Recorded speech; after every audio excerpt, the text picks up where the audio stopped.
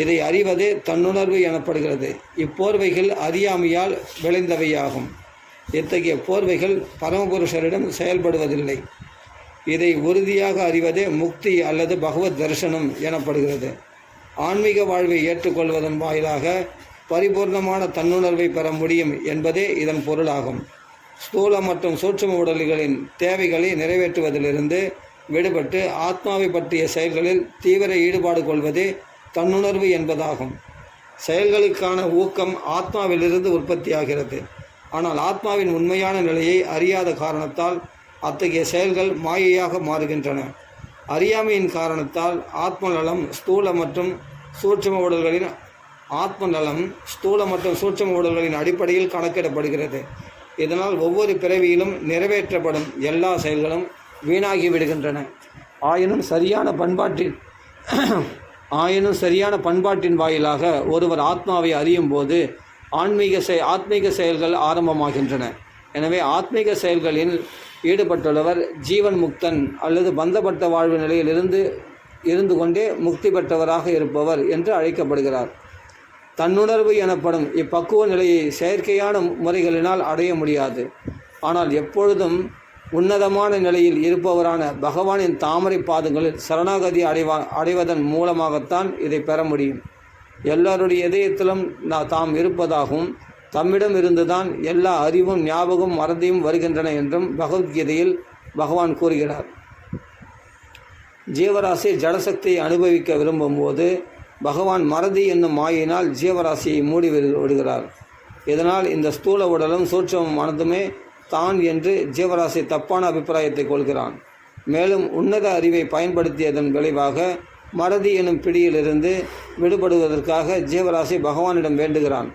பகவானும் அவரது காரணமற்ற கருணையினால் ஜீவராசியின் மாயத்திரையை அகற்றி விடுகிறார். இவ்வாறாக ஜீவராசியும் தன்னை உணர்கிறான். பிறகு அவன் பந்தப்பட்ட வாழ்விலிருந்து விடுபட்டு பகவானிடம் தனக்குள்ள நித்தியமான உறவில் நிலை பெற்று அவரது சேவையில் தன்னை ஈடுபடுத்திக் கொள்கிறான். இவை அனைத்தும் பகவானால் அவரது புறசக்தியின் மூலமாகவோ அல்லது நேரடியான அந்தரங்க சக்தியின் மூலமாகவோ நிறைவேற்றப்படுகின்றன. ஸ்லோகம் 34 பதம் 34. யதி ஏஷோபரதா தேவி மாயா வைசாரதி மதிஹி சம்பன்ன ஏவேதி விதுர் மகிம்னி ஸ்வே மஹீயதே. யதி ஹ்யேஷோபரதா தேவி மாயா வைசாரதி மதிஹி சம்பன்ன ஏவேதி விதுர் மகிம்னி ஸ்வே மஹீயதே. மொழிபெயர்ப்பு: பகவானின் கருணையினால் ஜீவராசியிடமுள்ள மாயாசக்தி ஒடுக்கப்பட்டு அவனுடைய அறிவு முழுமையாக வளப்படுத்தப்படுகின்றது. இதனால் அவன் உடனே தன்னுணர்வுடன் கூடிய மெய்யறிவை பெற்று அவனுடைய சுய மகிமையில் நிலை பெறுகிறான். பொருளுரை: பகவான் தெய்வீகமானவராக இருப்பதால் அவரது வடிவங்கள், பெயர்கள், திருவிளையாடல்கள், இயல்புகள், சகாக்கள் மற்றும் சக்திகள் ஆகியவையும் அவரோடு எல்லா வகையிலும் ஒத்திருக்கின்றன. பகவானுடைய தெய்வீக சக்தி அவரது அந்தரங்க மற்றும் நடுத்தர சக்திகளாக செயல்படுகின்றது. மேலும் அவரது சர்வ வல்லமையினால் மேற்கண்ட சக்திகளில் ஏதேனும் ஒன்றின் உதவியுடன் அவரால் எதையும் செய்ய முடியும். அவர் விரும்பினால் பகிரங்க சக்தியையும் அந்தரங்க சக்தியாக மாற்றிவிட முடியும். ஆகவே பகிரங்க சக்தியில் இருக்க விரும்பும் ஜீவராசிகளை மாயையில் வைத்திருப்பதற்காகவே அச்சக்தி உபயோகிக்கப்படுகிறது. ஆனால் இதற்காக வருந்தி பந்தப்பட்ட ஆத்மா தவத்தை மேற்கொள்ளும் போது பகவானுடைய கருணையினாலும் விருப்பத்தாலும் பகிரங்க சக்தி பின்வாங்கி விடுகிறது. பிறகு தூய்மை அடைந்த ஜீவராசி தன்னுணர்வு பாதையில் முன்னேற உதவும் வகையில் அதே சக்தி செயல்படுகின்றது. மின்சக்தி இதற்கு பொருத்தமான உதாரணமாகும். மின்துறை நிபுணரால் மின்சக்தியை சூடாக்குதல், குளிர்வித்தல் ஆகிய இரு செயல்களுக்கும் பயன்படுத்த முடியும். அதே போலவே ஜீவராசியை பிறப்பிறப்பெனும் தொடர்ச்சியில் புகுத்தி அவனை இப்போது தடுமாற செய்யும் பகிரங்க சக்தி பகவானின் விருப்பத்தால் நித்திய வாழ்வை நோக்கி ஜீவராசியை அழைத்து செல்வதற்காக அந்தரங்க சக்தியாக மாற்றப்படுகிறது. பகவானால் இவ்வாறு கருணை காட்டப்படும் போது ஒரு ஜீவராசி நித்தியமான ஆன்மீக வாழ்வை அனுபவிப்பதற்காக அவனுடைய உண்மையான ஆதார நிலையில் வைக்கப்படுகிறான். ஸ்லோகம் 35 பதம் 35. ஏவம் ஜன்மானி கர்மாணி ஹி அகர்த்துர் அஜனஸ்ய வர்ணயந்தி ஸ்ம கவயோ வேதகுஹ்யானி ஹர்த்வதே. ஏவம் ஜன்மானி கர்மாணி ஹி அகத்துர் அஜனஸ்ய ச வர்ணயந்தி ஸ்ம கவயோ வேதகுஹ்யானி ஹிருத்பதேஹே. மொழிபெயர்ப்பு. பிறப்பற்றவராகவும் செயலற்றவராகவும் இருப்பவரின் பிறப்பற்றவராகவும்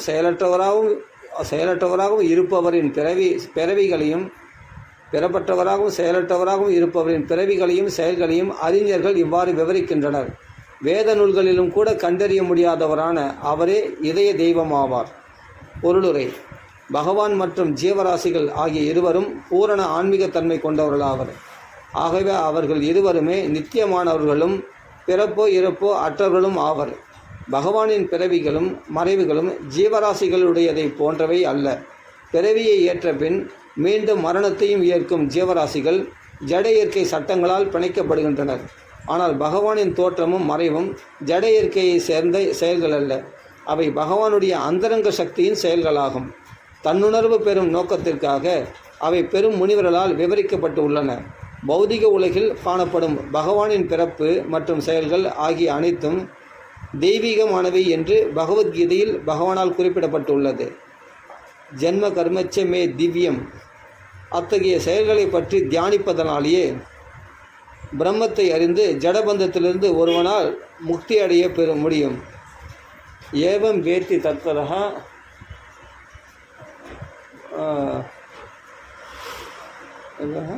புனர்ஜென்ம நைதி மாமேது சோ அர்ஜுனா. மறுஜென்மம் அவனுக்கு கிடையாது. ஆனால் சர்வசக்தி ஜடபந்தத்திலிருந்து ஒருவரால் முக்தி அடைய முடியும். பிறப்பட்டவர் பிறவி எடுப்பது போல் காணப்படுகிறார் என்று ஸ்ருதிகளில் கூறப்பட்டுள்ளது. பகவான் செய்ய வேண்டியது எதுவும் இல்லை. ஆனால் அவர் சர்வசக்தி படைத்தவராக இருப்பதால் தானாக நிகழ்வதைப் போல் அனைத்தும் இயற்கையாகவே அவரால் நிகழ்த்தப்படுகின்றன. உண்மையில் பரமபுருஷரின் தோற்றம், மறைவு மற்றும் அவரது பல்வேறு செயல்கள் ஆகிய அனைத்தும் வேத இலக்கியங்களினாலும் அறிய முடியாதவையாகும். இருப்பினும் பந்தப்பட்ட ஆத்மாக்கள் மீது கருணையை பொழிவதற்காக அவை பகவானால் வெளிப்படுத்தப்படுகின்றன. பகவானுடைய செயல்களை பற்றிய வர்ணனைகளை நாம் எப்பொழுதும் நன்கு பயன்படுத்தி கொள்ள வேண்டும். அவை பிரம்மனை தியானிக்கும் முறையை மிகவும் எளிமையான மற்றும் சுவையான வடிவில் அளிக்கின்றன. லீலைகள் மூலமாக. ஸ்லோகம் 36, பதம் 36. சவா இதம் விஸ்வம் அமோகலீலஹ சுஜதி அவதி அத்தின சஜ்ஜதே அஸ்மின் போதேஷு சாந்தர்ஹித ஆத்மதந்திரஹ ஷாட்வர்கிகம் ஜிக்ரதி ஷட்குணேஷஹ. சவா இதம் விஸ்வம் அமோகலீலஹ சுஜத்யவத்யத்தின சஜ்ஜதே அஸ்மின் போதேஷு சாந்தர்ஹித ஆத்மதந்திரஹ ஷாட்வர்கிகம் ஜிக்ரதி ஷட்குணேஷஹ. மொழிபெயர்ப்பு. கலங்கப்படாத செயல்களை கொண்டவரான பகவான் 6 புலன்களுக்கும் எஜமானரும் 6 ஐஸ்வர்யங்களுடன் கூடிய முழு சக்தியை கொண்டவரும் ஆவார். பிரபஞ்சங்களை அவர் படைத்து காத்து அழிக்கிறார் என்றாலும் அதனால் அவர் சிறிதும் பாதிப்படைவதில்லை. ஒவ்வொரு ஜீவராசியின் உள்ளேயும் இருப்பவரான அவர் எப்பொழுதும் சுதந்திரமாகவே இருக்கிறார். பொருளுரை. பகவானுக்கும் ஜீவராசிகளுக்கும் உள்ள முக்கிய வேறுபாடு என்னவெனில், பகவான் படைப்பவர், ஜீவராசிகளோ படைக்கப்படுபவை. இங்கு அவர் அமோகலீலக என்று அழைக்கப்படுகிறார். அவரது படைப்பில் வருந்தத்தக்கது எதுவும் இல்லை என்பதே இது குறிப்பிடுகின்றது. அவரது படைப்பில் குழப்பம் விளைவிப்பவர்கள் தாங்களே குழப்பம் அடைகின்றனர். பகவான் செல்வம், சக்தி, புகழ், அழகு, அறிவு மற்றும் துறவு ஆகிய எல்லா ஐஸ்வர்யங்களையும் முழுமையாக பெற்றிருப்பதால் அவர் எல்லா பௌதிக துன்பங்களுக்கும் அப்பாற்பட்டவராவார். இதனால் அவரே புலன்களின் எஜமானராகவும் இருக்கிறார். மூவகை துன்பங்களை அனுபவித்து கொண்டிருக்கும் ஜீவராசிகளை தமது உலகிற்கு அழைத்து செல்வதற்காகவும் அவர்களை பராமரித்து காலப்போக்கில் அவர்களை அழித்து விடுவதற்காகவும் இப்பிரபஞ்சங்களை அவர் படைக்கிறார். இச்செயல்களால் அவர் சிறிதும் பாதிப்படைவதில்லை. வாசனையுள்ள பொருளுடன் சம்பந்தப்படாமலேயே ஒருவர் வாசனையை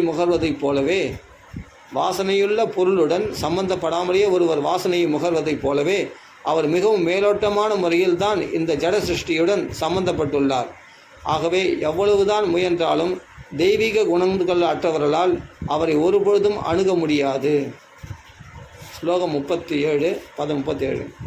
நச்சாஸ்ய கஸ்டின் நிபுணேன தாதுர் அவைதி ஜந்து குமணீஷ ஊதிஹி நாமானி ரூபாணி மனோவசோபிஹி சந்தன் பதோ நடச்சர்யாம் இவாப்ஞ. மொழிபெயர்ப்பு. ஒரு நாடக நடிகரைப் போல் செயற்படும் பகவானின் உருவங்கள், நாமங்கள் மற்றும் செயல்கள் ஆகியவற்றின் உன்னத தன்மையை அறிவு பற்றாக்குறையாக உள்ள மூடர்களால் அறிய முடியாது.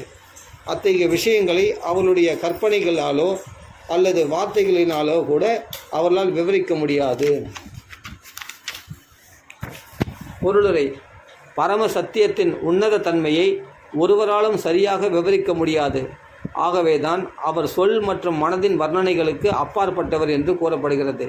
இருப்பினும் அவரது செயல்களை பற்றிய குறையுடைய மனக்கற்பனை மற்றும் தவறான வர்ணனைகள் ஆகியவற்றின் மூலமாக பகவானை அறிய விரும்பும் அறிவு பற்றாக்குறையாக உள்ள மனிதர்களும் சிலர் உள்ளனர். பகவானுடைய செயல்கள், தோற்றம், மறைவு, நாமங்கள், உருவங்கள், அவரது பிற பொருட்கள், அவரது சொரூபங்கள் மற்றும் அவருடன் தொடர்பு கொண்டுள்ள பொருட்கள் ஆகிய அனைத்தும் பாமர மனிதனுக்கு புரியாத புதிராகவே உள்ளன. பலநோக்கு கருமிகள் மற்றும் முறையான பயிற்சி பெறாத தத்துவவாதிகள் எனப்படும் இருவகையான பௌதிகவாதிகள் உள்ளனர். பலன் கருதும் தொழிலாளிகள் பரம சத்தியத்தை பற்றிய ஒரு தகவலையும் அறிந்திருக்கவில்லை. பலன் கருதும் செயல்களில் ஏமாற்றம் அடைந்த பின் மனக்கற்பனையாளர்கள் பரம சத்தியத்தை நோக்கி திரும்பி மனக்கற்பனையால் அவரை அறிய முயல்கின்றனர். இவர்கள் அனைவருக்கும் பரம சத்தியம் புரியாத புதிராகவே இருக்கிறார். மந்திரவாதியின் ஜால வித்தை குழந்தைகளுக்கு புதிராக இருப்பதைப் போலவே இவர்கள் அனைவரும் பரம சத்தியத்தின் புரியாத புதிராகவே இருக்கிறார். பக்தர் அற்றவர்கள் பலன் கருதும் செயலிலும் மனக்கற்பனையிலும் சாமர்த்தியம் உள்ளவராக இருக்கக்கூடும். ஆனால் பரமபுருஷரின் ஜாலங்களால் ஏமாற்றப்படும் இவர்கள் எப்பொழுதும் அறியாமலேயே உழல்கின்றனர். இத்தகைய குறைந்த அறிவினால் பகவானை பற்றிய புதிர் நிரம்பிய பிரதேசத்திற்குள் அவர்களால் ஊடுருவ இயலவில்லை. பௌதிகவாதிகள் அல்லது பலநோக்கு கருவிகளை விட மனக்கற்பனையாளர்கள் சிறிது முன்னேறியவர்கள் ஆவர். ஆனால் அவர்களும் கூட மாயையின் பிடியில் சிக்கி கிடப்பதால் எதற்கெல்லாம் உருவமும் பெயரும் மற்றும் செயல்களும் உள்ளனவோ அவை அனைத்தும் ஜடசக்தியின் ஒரு விளைபொருளே என்று முடிவு செய்து விடுகின்றனர். அவர்களை பொறுத்தவரையில் பரமசத்தியம் உருவம் இல்லாததும் பெயரற்றதும் செயலற்றதும் ஆகும். அத்தகைய மனக்கற்பனையாளர்கள் பகவானின் தெய்வீக நாமத்தையும் உருவத்தையும் பௌதிகமான உருவம் மற்றும் பெயருடன் சம்பந்தப்படுத்துவதால் அவர்கள் உண்மையில் அறியாமையில் இருப்பவர்கள் ஆவர். இத்தகைய அறிவு பற்றாக்குறையுடன் பரமபுருஷரின் உண்மையான தன்மையை அறிய முடியாது. பகவத்கீதை குறிப்பிடுவது போல் பகவான் எப்பொழுதும் ஜட ஒளிகள் இருக்கும் போதும் கூட திவ்யமான ஒரு நிலையிலேயே இருக்கிறார். ஆனால் அறியாமையில் உள்ளவர்கள் பகவானை உலகிலுள்ள சக்தி வாய்ந்த நபர்களில் ஒருவராக கருதுகின்றனர். இவ்வாறாக மாயா சக்தியினால் அவர்கள் தவறான வழியில் செலுத்தப்படுகின்றனர். ஸ்லோகம் 38 சவேததாது பதவிம் பரஸ்ய துரந்த வீரியஸ்ய ரதாங்கபாணிஹே யோ அமாயையா சந்ததயா அனுவிருத்தியா பஜேத தத்பாத சரோஜகந்தம் சவேததாது பதவிம் பரஸ்ய துரந்த வீரியஸ்ய ரதாங்கபாணிஹே யோ அமாயையா சந்ததயா அனுவிருத்தியா பஜேத தத்பாத சரோஜகந்தம். மொழிபெயர்ப்பு: ரதத்தின் சக்கரத்தை கையில் ஏந்தியிருப்பவரான பகவான் ஸ்ரீ கிருஷ்ணரின் தாமரை பாதங்களில் தயக்கமில்லாமலும் அனுகூலமான முறையிலும் இடைவிடாமல் தொண்டு செய்பவர்களால் மட்டுமே பிரபஞ்சத்தை படைத்தவரான அவரது புகழ், சக்தி மற்றும் உன்னத தன்மை ஆகியவற்றை முழுமையாக அறிய முடியும். பொருளுரை: தூய பக்தர்களால் மட்டுமே பகவான் ஸ்ரீ கிருஷ்ணரின் தெய்வீகமான நாமம், உருவம் மற்றும் செயல்கள் ஆகியவற்றை அறிய முடியும். ஏனெனில் அவர்கள் பலநோக்கு கர்மம் மற்றும் மனக்கற்பனை ஆகியவற்றின் மனக்கற்பனைனா ஞான வழியில் போகக்கூடியவர்கள் மனக்கற்பனையில் இருக்கிறார்கள் என்ற அர்த்தம். பகவான் இது இல்லை, நேத்தின்னு இது இல்லை அது எல்லாத்துக்கும் எண்ணத்துக்கு அப்பாற்பட்டது அப்படின்னு சிந்திக்கக்கூடியவர்கள் மனக்கற்பனையாளர்கள் அப்படின்னு சொல்லப்படுகிறது. அவர்கள் ஞானிகள். பலநோக்கு கர்மம் செய்பவர்கள் கர்மிகள். அவர்கள் கர்மிகள், ஞானிகள். அதான் அவர்கள் பலநோக்கு கர்மம் மற்றும் மனக்கற்பனை ஆகியவற்றின் பிரதிபலன்களில் இருந்து முற்றிலும் விடுபட்டுள்ளனர். யார்? பக்தர்கள் விடுபட்டுள்ளனர்.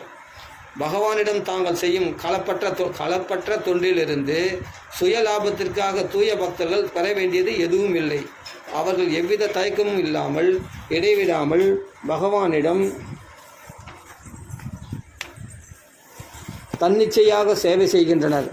பகவானின் படைப்பிலுள்ள ஒவ்வொருவரும் நேரடியாகவோ அல்லது மறைமுகமாகவோ பகவானுக்கு தொண்டு செய்கின்றனர். பகவானின் இச்சட்டத்திற்கு ஒருவரும் விதிவிலக்கல்ல. மறைமுகமாக சேவை செய்பவர்கள் பகவானின் மாயா சக்தியினால் வற்புறுத்தப்பட்டு அவருக்கு அனுகூலமற்ற சேவை செய்கின்றனர். ஆனால் அவரது அன்பிற்குரிய பிரதிநிதியின் வழிகாட்டலின் கீழ் நேரடியாக சேவை செய்பவர்கள் அவருக்கு அனுகூலமான முறையில் சேவை செய்கின்றனர். இத்தகைய அனுகூலமான தொண்டர்கள் பகவானின் பக்தர்கள் ஆவர்.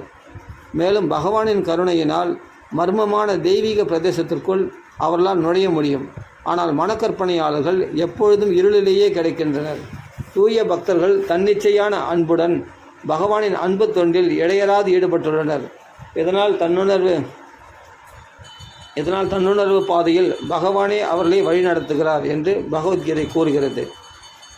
இறைவனுடைய ராஜ்யத்தினுள் நுழைவதற்குரிய ரகசியம் இதுவே. பலன் கருதும் செயல்களும் கற்பனையும் நுழைவு பெறும் தகுதிகள் அல்ல. பலன் கருதும் செயல்களும் கற்பனையும் நுழைவு பெறும் தகுதிகள் அல்ல. அதாவது கர்மிகளாலும் ஞானிகளாலும் நுழைய முடியாது. உண்மையான ஞானிகளால் நுழைய முடியும். பக்தி சம்பந்தமான ஞானம் உள்ளவரால் நுழைய முடியும். வெறும் வரட்டு வேதாந்திகளால் நுழைய முடியாது அப்படின்னு அர்த்தம். சரி.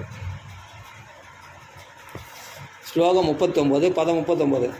அதேகதந்தியா பகவந்த யுத்தம் யத்வாசுதேவே அகிலலோகநாதே குர்வந்தி சர்வாத்மகம் ஆத்மபாவம் நயத்ர பூய பரிவர்த்த உக்ரஹ.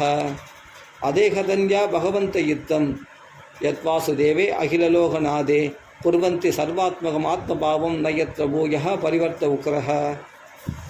மொழிபெயர்ப்பு. இவ்வுலகில் இத்தகைய விசாரணைகளை செய்வதன் மூலமாக மட்டுமே ஒருவரால் வெற்றியையும் பரிபூரண உணர்வையும் பெற முடியும். ஏனெனில் அத்தகைய விசாரணைகள் அகிலலோகங்களுக்கும் எஜமானரான முழுமுதற் கடவுளிடம் பரவசமான தெய்வீக அன்பை எழுப்பி பயங்கரமான பிறப்பு இறப்பினும் தொடர்ச்சியில் இருந்து பூரணமான விடுதலைக்குரிய உத்தரவாதத்தை அளிக்கின்றன. பொருளுரை. சௌனகரை தலைமையாக கொண்ட முனிவர்களின் விசாரணைகள் தெய்வீகமானவை என்பதால் அவை இங்கு சூத கோஸ்வாமியால் புகழப்படுகின்றன. ஏற்கனவே முடிவு செய்யப்பட்டது போல பகவத் பக்தர்களால் மட்டுமே பகவானை ஒரு கணிசமான அளவுக்கு அறிய முடியும். மற்றவர்களால் அவரை சிறிதும் அறிய முடியாது. எனவே பக்தர்கள் அனைத்து ஆன்மீக அறிவின் பரிபூர்ண உணர்வை பெற்றுள்ளனர். பரமசத்தியத்தில் பரமபுருஷ பகவான் தான் இறுதியான சொல்லாகும். பரமபுருஷ பகவானை பற்றிய அறிவில் அருவ பிரம்மமும் இதயவாசியான பரமாத்மாவும் அடங்குவனமாகும். ஆகவே பரமபுருஷ பகவானை பற்றி அறிந்திருப்பவர் தானாகவே அவரது பற்பல சக்திகளையும் வியாபகங்களையும் அறிகிறார். எனவே பக்தர்கள் பூரண வெற்றி அடைந்தவர்கள் என்று போற்றப்படுகின்றனர். பகவானின் பரிபூர்ணமான பக்தர் ஒருவர் தொடர்ச்சியான பிறப்பு இறப்பு என்னும் பயங்கரமான ஜட துன்பங்களால் பாதிக்கப்படாதவர் ஆவார்.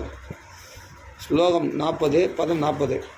இதம் பாகவதம் நாம புராணம் பிரம்ம சம்விதம் உத்தம ஸ்லோக சரிதம் சகார பகவான் ரிஷிகி நிஸ்ரேயசாய லோகஸ்ய தன்யம் ஸ்வஸ்தி அயனம் மகத்து. இதம் பாகவதம் நாம புராணம் பிரம்ம சம்விதம் உத்தம ஸ்லோக சரிதம் சகார பகவான் ரிஷிகி நிஸ்ரேயசாய லோகஸ்ய தன்யம் ஸ்வஸ்தி அயனம் மகத்து.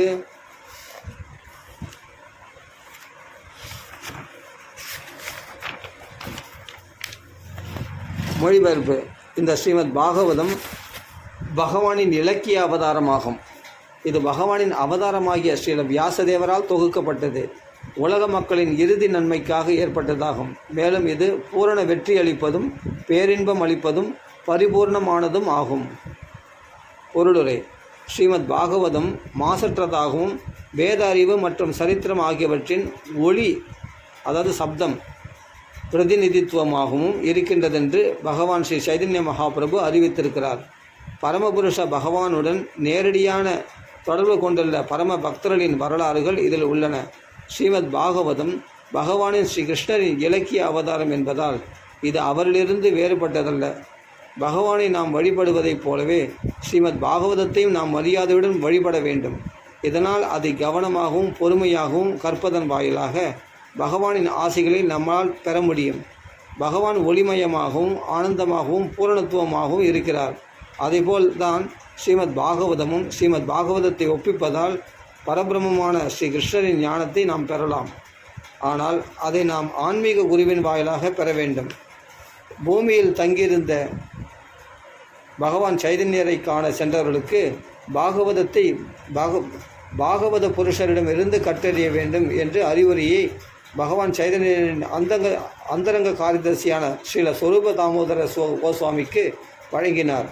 பாகவத புருஷர் ஒருவர் தன்னுணர்வு பெற்ற உண்மையான ஆன்மீக குருவாவார். மேலும் அவர் மூலமாக மட்டுமே பாகவத பாடங்களை கற்றறிந்து விரும்பிய பலனை ஒருவரால் அடைய முடியும்.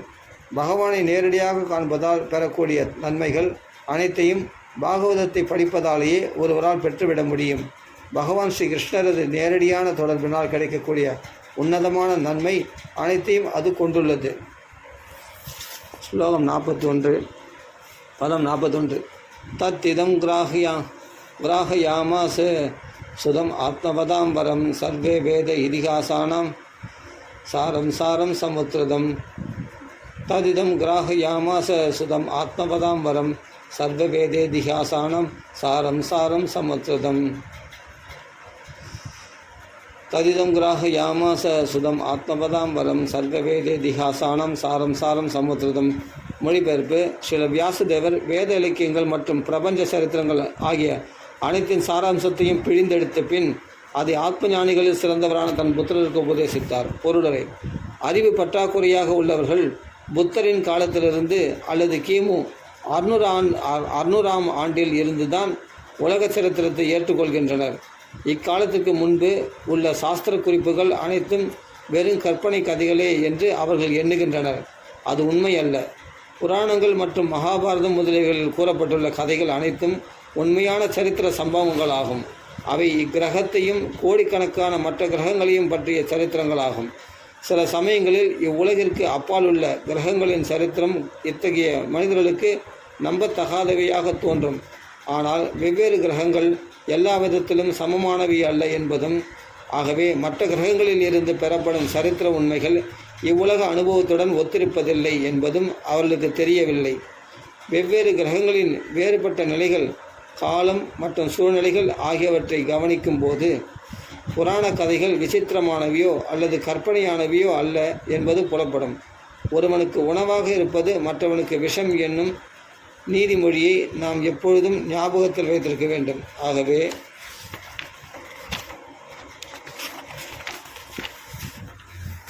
புராண கதைகளும் சரித்திரங்களும் கற்பனையானவை என்றெண்ணி அவற்றை நாம் விலக்கிவிடக்கூடாது. வியாசரை போன்ற சிறந்த முனிவர்களுக்கு சில கற்பனை கதைகளை தங்களது நூல்களில் புகுத்த வேண்டிய அவசியமில்லை. வெவ்வேறு கிரகங்களின் சரித்திரங்களில் இருந்து தேர்ந்தெடுக்கப்பட்ட சரித்திர உண்மைகள் ஸ்ரீமத் பாகவதத்தில் விவரமாக விளக்கப்பட்டுள்ளன. ஆகவேதான் அது வேத வல்லுநர்கள் அனைவராலும் மகாபுராணமாக ஏற்றுக்கொள்ளப்பட்டுள்ளது. இச்சரித்திரங்களின் விசேஷ முக்கியத்துவம் என்னவெனில், அவை அனைத்தும் வேறுபட்ட காலத்திலும் சூழ்நிலையிலும் இடம்பெற்ற பகவானுடைய செயல்களோடு சம்பந்தப்பட்டுள்ளன என்பதாகும். தன்னுணர்வு பெற்ற ஆத்மாக்களில் மிக சிறந்தவரான ஸ்ரீல சுகதேவ கோஸ்வாமி இந்த ஸ்ரீமத் பாகவதத்தை கற்றறிய வேண்டிய ஒரு பாடமாக கருதி தமது தந்தையான ஸ்ரீல வியாசதேவரிடமிருந்து இதை கற்றுணர்ந்தார். ஸ்ரீல வியாசதேவர் வேத வல்லுநர்களிலேயே மிக சிறந்தவர் ஆவார். ஸ்ரீமத் பாகவதத்தை பற்றிய விஷயம் மிகவும் முக்கியமானது என்பதால் இச்செய்தியை அவர் முதலில் தமது சிறந்த புதல்வராகிய ஸ்ரீல சுகதேவ கோஸ்வாமிக்கு உபதேசித்தார். இது பாலில் உள்ள பாலாடைக்கு ஒப்பிடப்படுகிறது. வேதம் இலக்கியம் அறிவெனும் பார்க்கடலை போன்றதாகும். வேத இலக்கியம் அறிவெனும் பார்க்கடலை போன்றதாகும். பாலின் சுவை மிகுந்த சாராம்சமாக இருப்பது பாலாடை அல்லது வெண்ணெய் ஆகும். அதை போன்றதுதான் ஸ்ரீமத் பாகவதமும். ஏனெனில் பகவான் மற்றும் பக்தர்களின் செயல்களை பற்றிய மிக்க சுவையான, அறிவூட்டும் மற்றும் நம்பத்தக்க வரலாறுகள் அனைத்தும் அதில் அடங்கியுள்ளன. ஆயினும் நம்பிக்கையற்றவர்கள், நாஸ்திகர்கள் மற்றும் பிழைப்புக்காக பாகவதம் பேசுபவர்கள் போன்றவர்களிடம் இருந்து பாகவதத்தின் செய்திகளை பெறுவதில் எந்த லாபமும் இல்லை. இவர்கள் பாகவதத்தை பாமர மக்களுக்குரிய ஒரு தொழிலாக அல்லது வியாபாரமாக செய்துவிட்டனர். பாகவதம் ஸ்ரீல சுகதேவ கோஸ்வாமியிடம் பேசப்பட்டது. பாகவத தொழிலுக்கும் அவருக்கும் எவ்வித சம்மந்தமும் இல்லை. அத்தகைய வியாபாரத்தினால் குடும்பம் செலவுகளை நிர்வகிக்க வேண்டிய அவசியம் அவருக்கு இருக்கவில்லை. ஆகவே சுகதேவரின் பிரதிநிதியிடம் இருந்துதான் ஸ்ரீமத் பாகவதத்தை பெற வேண்டும். அத்தகையவர் ஒரு துறவியாகவும் குடும்ப சுமைகள் இல்லாதவராகவும் இருக்க வேண்டும். பால் மிகச் சிறந்த சத்துணவு என்பதில் சந்தேகமில்லை. ஆனால் ஒரு பாம்பின் வாயால் தீண்டப்படும் போது அது சத்துணவாக இருப்பதில்லை, மாறாக அதுவே மரணத்திற்கு காரணமாகிறது. அதை போலவே வைஷ்ணவ ஒழுக்கத்தை உறுதியாக பின்பற்றாதவர்கள் இந்த பாகவதத்தை ஒரு வியாபாரமாக்கி அதை கேட்கும் பலருடைய ஆன்மீக தற்கொலைக்கு காரணமாக இருந்துவிடக்கூடாது. பகவான் ஸ்ரீ கிருஷ்ணரை அறிவதே வேதங்களின் நோக்கம் என்று பகவத்கீதை கூறுகின்றது. மேலும் ஸ்ரீமத் பாகவதமோ பதிவு செய்யப்பட்ட அறிவின் வடிவிலுள்ள பகவான் ஸ்ரீ கிருஷ்ணரே ஆகும்.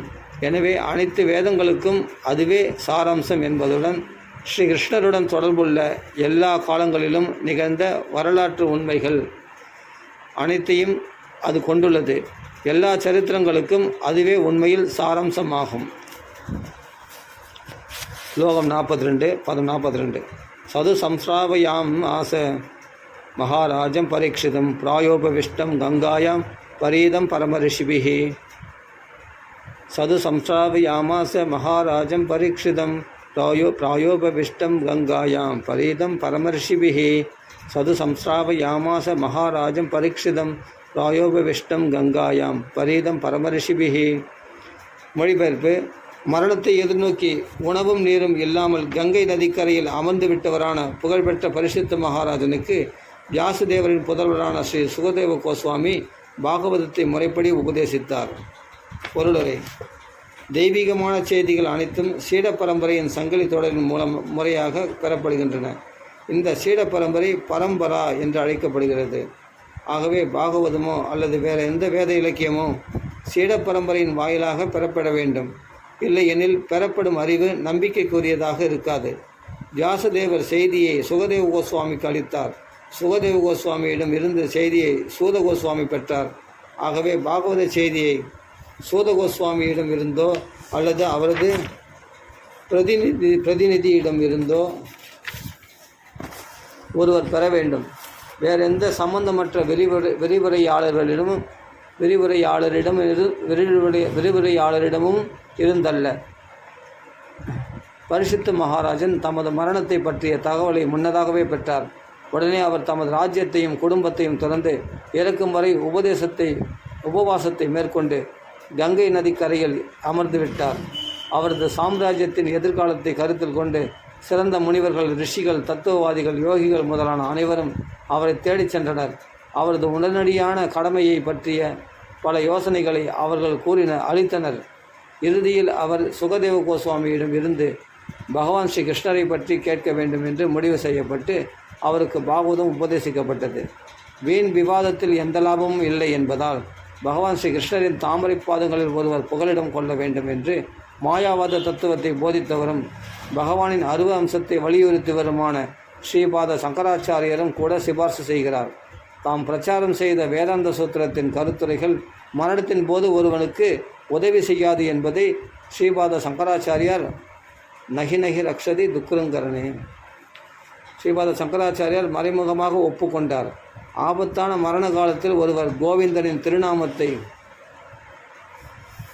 பஜ கோவிந்தம் பஜ கோவிந்தம் கோவிந்தம் பஜ மூடபதே. அதனால் சொல்கிறார், ஆபத்தான மரண காலத்தில் ஒருவர் கோவிந்தனின் திருநாமத்தை உச்சரிக்க வேண்டும். சிறந்த ஆன்மீகவாதிகள் அனைவரும் இதையே சிபார்சு செய்கின்றனர்.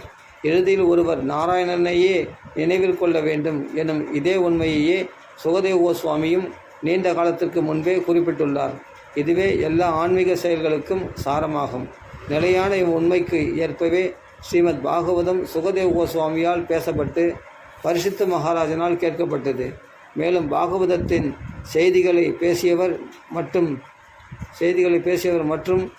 கேட்டவர் ஆகிய இருவருமே ஒரே சாதனத்தின் வாயிலாக தகுந்தபடி முக்தி பெற்றனர். ஸ்லோகம் 43, பதம் 43. கிருஷ்ணஸ்பதாமோபகதே தர்ம ஞானாதிபிஹி சக கலோ நஷ்ட த்ரிஷாம் ஏஷ புராணர்க்கோ அதுனோதிதः. கிருஷ்ணேஸ்வதாமோபகதே தர்ம ஞானாதிபிஹி சக கலோ நஷ்ட த்ரிஷாம் ஏஷ புராணர்க்கோ அதுனோதிதः.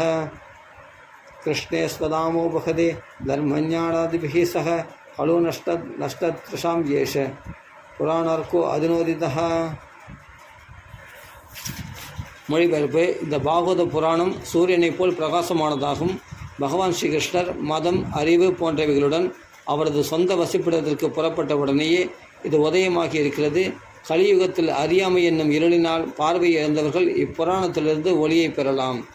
பொருளுரை: பகவான் ஸ்ரீ கிருஷ்ணருக்கு அவரது நித்தியமான தாமம் அல்லது வசிப்பிடம் உள்ளது. அங்கு அவர் தமது நித்திய சகாக்களுடன் உபகரணங்களுடனும் நித்தியமாக ஆனந்தத்தை அனுபவிக்கிறார்.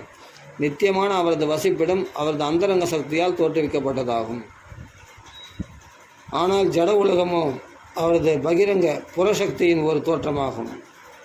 அவர் ஆத்மா மாயா எனப்படும் அவரது அந்தரங்க சக்தியின் மூலமாக ஜட உலகிற்கு வருகிறார். தமது சுய சக்தியின் மூலமாக, அதாவது ஆத்மா மாயா சக்தியின் மூலமாக தாம் கீழிறங்கி வருவதாக பகவத்கீதையில் பகவான் கூறுகிறார்.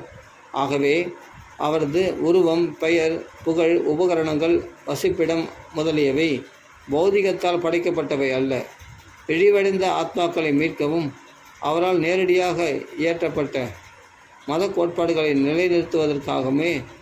நிலைநிறுத்துவதற்காகவுமே அவர் இவ்வுலகிற்கு வருகிறார். இறைவனை தவிர வேறு எவராலும் மத கொள்கைகளை ஸ்தாபிக்க முடியாது. அவராலோ அல்லது அவரால் அதிகாரம் அளிக்கப்பட்ட பொருத்தமான ஒரு நபராலோ தான் மத கொள்கைகளை விதிக்க முடியும். உண்மையான மதம் என்பது பகவானையும் அவருடனான நமது உறவையும் இவ்வுறவினால் விளைந்த நமது கடமைகளையும் இந்த ஜட உடலை விட்டபின் முடிவாக நாம் போய் சேர வேண்டிய இடத்தையும் அறிவதாகும். ஜட சக்தியில் சிக்கிக்கொண்டுள்ள பந்தப்பட்ட ஆத்மாக்கள் இக்கொள்கைகளை அறிவதே இல்லை. அவர்களில் பெரும்பான்மையினர் மிருகங்களைப் போல் உண்ணுதல், உறங்குதல், தற்காத்து கொள்ளுதல் மற்றும் உடலுறவு கொள்ளுதல் ஆகிய செயல்களிலேயே ஈடுபட்டுள்ளனர். மதம், அறிவு அல்லது முக்தி என்னும் போர்வையில் அவர்கள் பெரும்பாலும் புலனுகர்விலேயே ஈடுபட்டுள்ளனர். சண்டை சச்சரவுகள் நிறைந்த கலியுகத்தில் அவர்கள் பெரும் குருடர்களாக இருக்கின்றனர். கலியுகத்தின் ஜனத்தொகை மினுமினுப்பு செய்யப்பட்ட மிருகத்தனம் கொண்டதாக மட்டுமே உள்ளது. தெய்வீகமான சமய வாழ்வுக்கும் அவர்களுக்கும் எந்த சம்பந்தமும் இல்லை. அவர்கள் பெரும் குருடர்களாக இருப்பதால் சூட்சமமான மனம், புத்தி அல்லது அகங்காரம் ஆகியவற்றிற்கு அப்பால் உள்ள எதையும் அவர்களால் காண முடியவில்லை. ஆனால் அவர்களது அறிவு, விஞ்ஞானம் மற்றும் பொருளாதார வளர்ச்சி ஆகிய முன்னேற்றங்களில் அவர்கள் மிகவும் பெருமை கொண்டுள்ளனர். வாழ்வின் இறுதி நோக்கத்தை பற்றி அறிவு அவர்கள் முற்றிலும் இழந்துவிட்டதால் தற்போதுள்ள உடலை விட்டு பிரிந்தவுடனேயே ஒரு நாயாகவோ அல்லது பன்றியாகவோ பிறக்க வேண்டிய அபாயத்திற்கு அவர்கள் உள்ளாகியிருக்கின்றனர். முழுமுதல் கடவுளாகிய ஸ்ரீ கிருஷ்ணர் கலியுகம் ஆரம்பமாவதற்கு சற்று முன்புதான் முன் தோன்றினார். பிறகு கிட்டத்தட்ட கலியுகம் ஆரம்பமான உடனேயே நித்தியமான அவரது வசிப்பிடத்திற்கு அவர் திரும்பி சென்று விட்டார். அவர் இருக்கும்போது அவரது பல்வேறு செயல்களின் மூலமாக அனைத்தையும் அவர் வெளிப்படுத்தினார். முக்கியமாக அவர் பகவத்கீதையை அளித்து போலியான மத கொள்கைகளை அப்புறப்படுத்தினார். இவ்வுலகை விட்டு புறப்படுவதற்கு முன் நாரதரின் மூலமாக அவர் ஸ்ரீல வியாசதேவருக்கு சக்தி அளித்து ஸ்ரீமத் பாகவதத்தின் செய்திகளை தொகுக்கும்படி செய்தார்.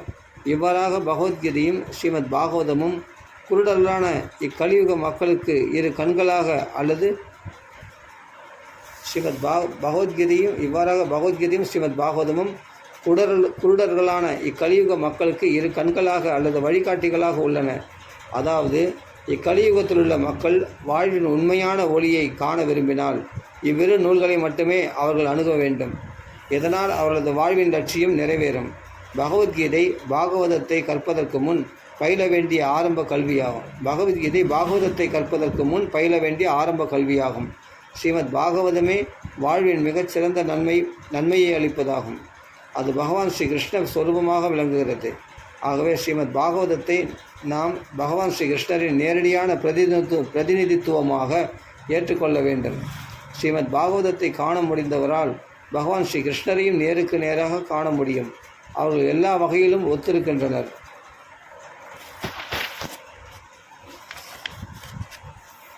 ஸ்லோகம் 44, பதம் 44. தத்ர கீர்த்தயதோ விப்ரஷேர்பூரி தேஜசः அகம் சாத்யகமம் தத்ர நிவிஷ்டஸ்தனுக்ரஹாத் சோகம் ஸ்ராவயிஷ்யாமி யதாதீதம் யதாமதி. தத்ர கீர்த்தயதோ விப்ரஷேர்பூரி தேஜசः அகம் சாத்யகமம் தத்ர நிவிஷ்டஸ்தனுக்ரஹாத் அஹம் ஸ்ராவயிஷ்யாமி